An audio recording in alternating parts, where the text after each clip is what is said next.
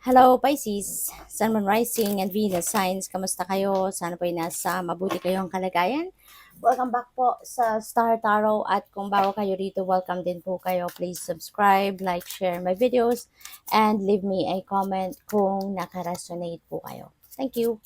So, first card ni Pisces, we have gift. Ayan. So, ang swerte mo ngayon, Pisces, kasi meron magre-regalo sa'yo. So, good for you, 'di ba? Pupuwedeng ano 'yan, material na bagay. Baka merong parang congratulatory ano 'to, gift para sa'yo 'yun na na-pick up ko. Baka meron kayong achievement, accomplishment na nakamit, 'no? At, 'yan may merong magreregalo sa'yo. Possible din na ang iba sa inyo baka merong, merong galing abroad, kunyari may pasalubong sa'yo, 'no? Puwedeng gano'n ang ganap.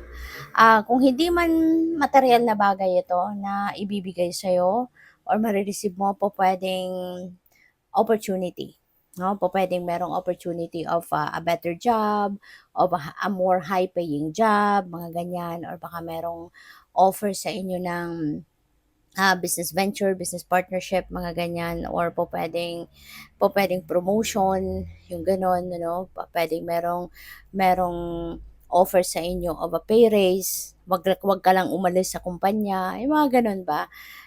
So congrats sa'yo. We also have stubbornness, pwedeng ikaw yan, baka ano ka na, natuturete ka, nakakapakinig sa kung kanino man. Pwedeng ikaw itong napapagod na kakakapakinig 'no, sa kung sino man siguro yung utos ng utos sa'yo or kung ano, maybe someone keeps yapping on you, regarding something or whatever. So, baka napapagod na kayo sa gano'n, kaya parang ayaw mo ng pakinggan, magsusutil-sutilan ka na, puwedeng gano'n. But for others of you, this could be it could be the other way around. Pupuwedeng ikaw ito na salita ng salita sa kung kanino man, merong inuutusan, pinapagalitan at baka someone 'no, yung kinakausap mo baka siya yung parang ayaw ka ng pakinggan. Nagpapakita na siya ng pagiging arugante niya, pagiging, walang galang na sa'yo. Kasi baka naiinis na, ayaw niyang nakikinig, ayaw niyang 'di ba may mga taong gano'n na ayaw makinig, ayaw pagsabihan. So, maaaring gano'n ang sitwasyon 'no? But yeah, keep your patience, okay?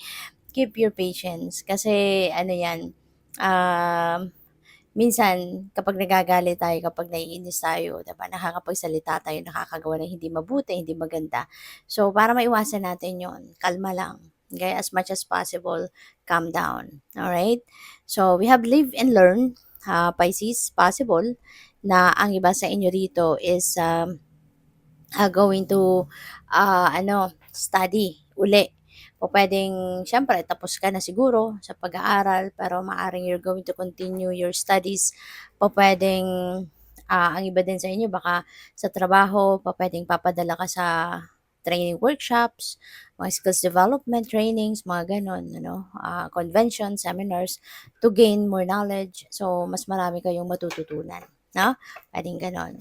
So, by the way, maraming salamat for subscribing and if you haven't subscribed yet, subscribe na kayo.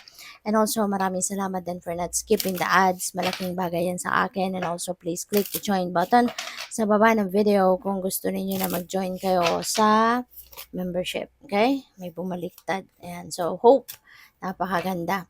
So, maaari na you are going to be full of hope or paaaring paalala ito sa inyo. This could be an advice para sa inyo na keep your hope and faith alive para na makapag-attract ka ng mas magandang sitwasyon. Kasi hope is a highly positive energy, 'di ba? If you are projecting positivity, then mas maraming blessings ang dadating sa'yo.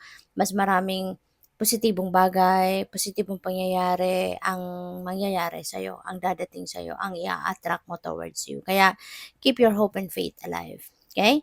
Wisdom, maaari na you are a person of wisdom and maaaring marami ka ng alam sa buhay, marami ka ng nag-gain na knowledge, marami ka ng natutunan sa experiences mo sa buhay all these years.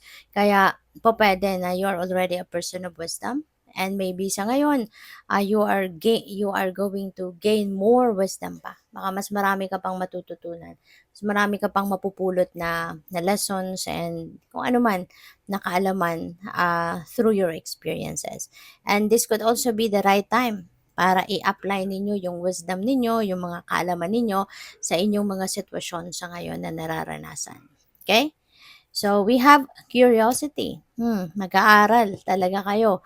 There is something that you are curious about, kaya po pwedeng mag-aaral kayo. Kaya po pwedeng mag-attend kayo ng trainings, ng seminars, ng workshops, because you want to gain more knowledge. You want to expand your learnings.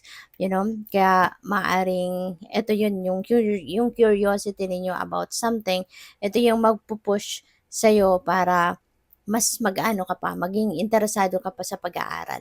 Okay? So, we have abundance, no? So, napakaganda kasi this is abundance of money, no, na napipick up ko dito. Maybe you are going to receive more money sa ngayon. Po pwedeng galing yan sa pinagtrabahuan ninyo. Po pwedeng yung perang yan galing sa sipag at tiyaga ninyo. Po pwedeng galing sa business. Po pwedeng galing sa bonus sa trabaho for the job well done. Po pwedeng galing din ito sa yung abundance na to, maaaring galing sa windfall of money, pwedeng gano'n. So, it could come from different sources, no, yung abundance na yan. Kaya, have fun and enjoy with that money and also, huwag kayong makakalimot na magpasalamat for all the blessings, no, na natatanggap ninyo, lalo na yan. Freedom, wow! So, maaaring maging malaya kayo ngayon na magdesisyon para sa sarili ninyo.